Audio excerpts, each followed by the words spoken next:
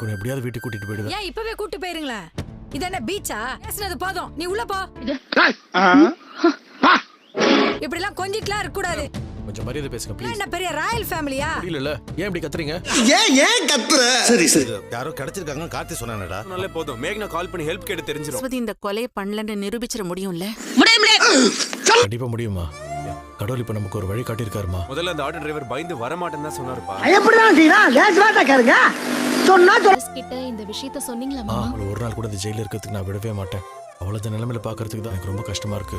ஒரே குஷ்டமப்பா. குஷ்டமா? இது கஷ்டமப்பா. உள்ள ரொம்ப கஷ்டப்படுறான்னு அவ நினைக்கிறேன். செய்யாத தப்புக்கு தண்டனை அனுபவிக்க கூடாதுடா. நானும் என்ன செய்யறதுன்னு தெரிய முடிச்சுட்டு இருந்தேன். இருக்கிற வார்டன் கூட அவளை ரொம்ப மரியாதை இல்லாம ஆட்டோ டிரைவர் வந்து சாட்சி சொல்றேன்னு சொன்னதுக்கு அப்புறமா தான் நீங்களும் அதே நம்பிக்கையோட இருங்க. கூட்டு வந்துருவோமா? கண்டிப்பா கூட்டு வருவேன்ப்பா.